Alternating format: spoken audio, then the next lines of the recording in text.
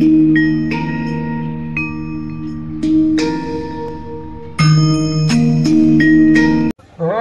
नमस्कार, मी रमेश जाधव।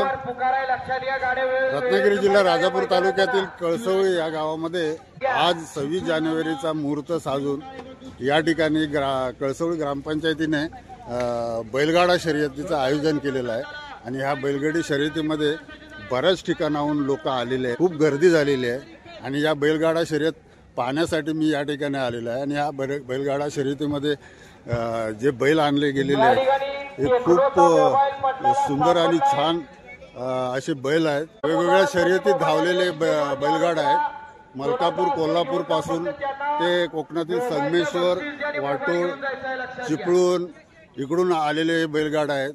आणि ही शर्यत मी बऱ्याच वेळपासून पाहतो। या ठिकाणी बरेच प्रतिष्ठित लोकही आलेले आहेत। इथे पोलीस बंदोबस्तही लावण्यात आलेला आहे। तर मित्रांनो आपण पाहू शकता एक एक बैल कसा आहे।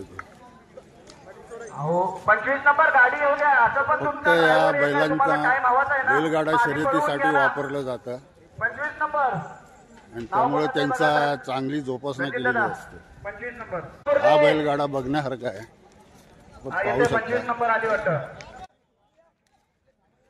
मित्रांनो आपल्याला माहितीच असेल, पुणे व अहमदनगर जिल्ह्यातील सर्वात प्रसिद्ध आणि जुना पारंपरिक खेळ म्हणजे बैलगाडा शर्यत।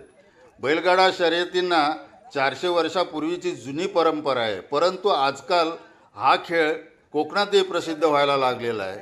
आणि त्याची जी दृश्य आपण पाहताय, वेगवेगळ्या ठिकाणावरून शेतकऱ्यांनी आपले बैलगाडे या ठिकाणी घेऊन आलेले आहेत। डौलदार असे बैल आपल्या बैलगाड्यासहित या ठिकाणी दाखल झालेले आहेत। बैलगाडे बैलांसहित शर्यतीच्या ठिकाणी आणण्यापर्यंत शेतकऱ्यांची खूप मेहनत असते। हा आपण पाहू शकता सुंदर आणि डौलदार असा बैल। हा बैलगाडा कुठून आलाय ते आपण जरा विचारूया। दादा कुठून आला तुम्ही? वाकेड। कधीचे बैलांची जोडी केव्हापासून धावते शर्यतीमध्ये? 3 वर्षापासून धावत आहे। अजूनपर्यंत या बैलगाड्याने तुम्हाला जिंकून दिलाय का? काय यांचं नाव काय ठेवलंय? हा मोत्या आणि हा सोना। सुंदर आहे, छान आहे।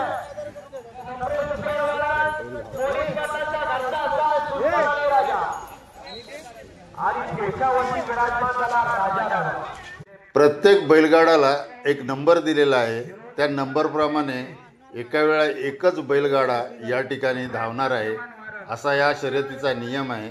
कारण या ठिकाणी अपुरी जागा असल्यामुळे, मैदान छोटा असल्यामुळे हा नियम बनवण्यात आलेला आहे। आपण पाहू शकता हे किती सुंदर आणि डौलदार बैल आहेत। हे कुठून आलाय रे? दादा कुठून आलाय? मलकापूर। मैदानात धावू नका। बैल आहे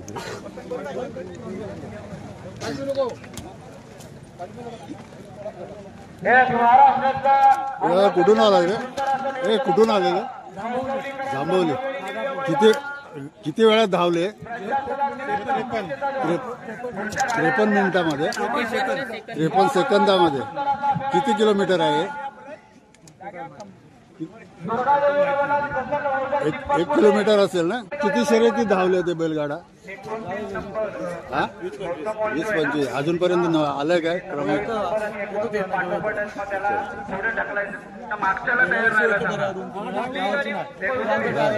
ड्रायव्हर आहे। या शर्यतीमध्ये बैलगाडा ज्या ठिकाणावरून धावणार आहे त्याच ठिकाणी परत येईपर्यंतचं अंतर जवळजवळ 1 किलोमीटरपेक्षा थोडंसंच कमी आहे। आणि हे अंतर हा बैलगाडा फक्त 53 सेकंदामध्ये पूर्ण करून परत आलेला आहे। या ठिकाणी पोलीस व गावातील प्रतिष्ठित व्यक्ती शर्यत पाहण्यासाठी हजर आहेत। आणि हा पहा शर्यतीमध्ये धावायला तयार असलेला बैलगाडा। आज वडापाव ठेवला बाजूला, मालकीनीने आज मैदानाचा आनंद घ्यायचं ठरवले। सन्या पळायला की मालकी वडापावचा बाजूला ठेवते गाडा आणि सन्याला पाहिला येते। असा आदर्श वडापाव सेंटरच्या सर्व आहेत। जिथं मैदान तिथे यांचा आदर्श वडापाव। सुंदर सणसणीत वडापाव, त्याच्यासोबत कांदा भजी, चहा सुद्धा मिळतो। एकदा आस्वाद घेऊन बघा।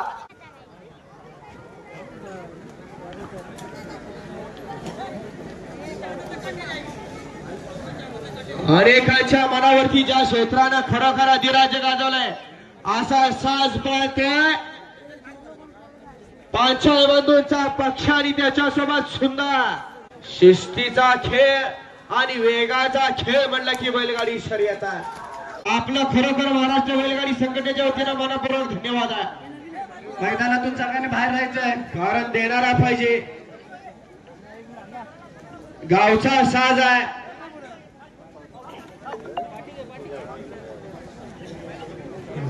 रुपेश बाने माग विराजमान झाला आणि पुढं निलेश बाने. सुंदर गाडी मैदानात आली. सावकार आणि थैमानची गाडी. गावचं मैदान घरचं मैदान आणि घरचा साजन असा अलीकडे सावकार आणि पलीकडे थैमान. थैमाननं थैमान घातलं तरच एकचा मानकरी होणार आहे.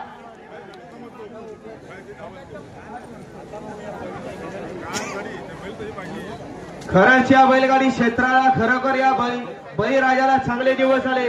लाखोंची बक्षिसे या क्षेत्रात मिळायला लागली. फक्त आपला बैल पाळायला पाहिजे आणि त्याचं नियोजन चांगलं झालं पाहिजे तरच इथे गुलाल आहे. कारण जिल्ह्यात नाही तालुक्यात नाही जिल्ह्यात कुठेतरी गुलाल लागला पाहिजे एवढीच इच्छा बाळगली. असा सुंदर जोर पळतोय थैमान आणि सावकार. 1-08-76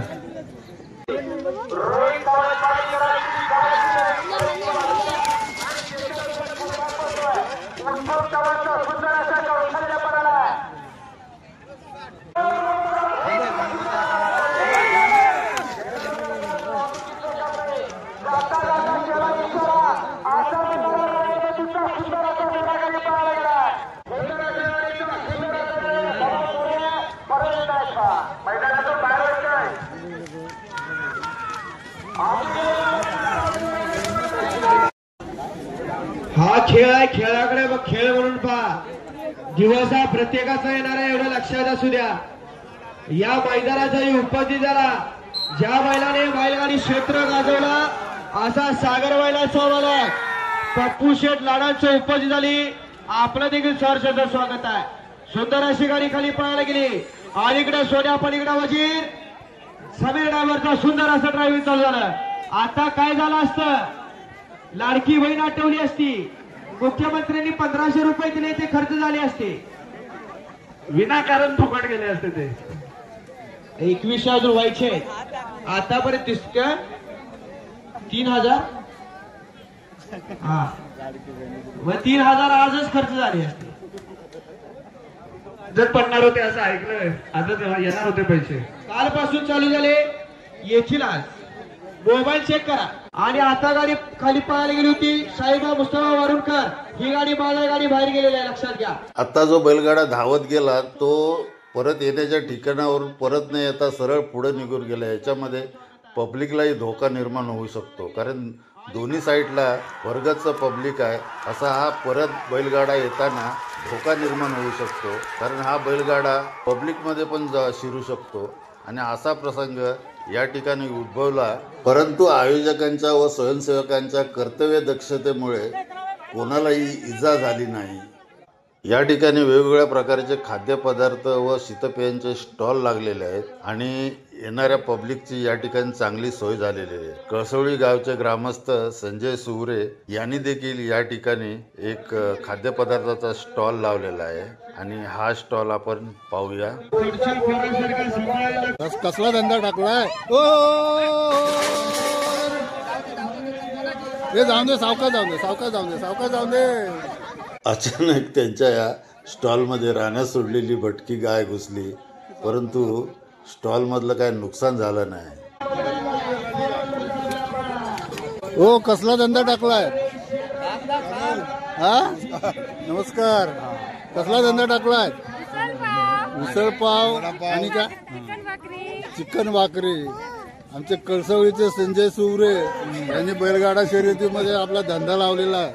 हे संजय सुवरे. मित्रांनो बैलगाडा इतका वेगात पळत असतो की त्या बैलगाड्याचे जे बैल असतात त्यांना आवरणं खूप जिगरीचं काम असतं परंतु हे जिगरीचं काम तो गाडीवान करत असतो. आपल्याला हे समोरचं टोक दिसतंय.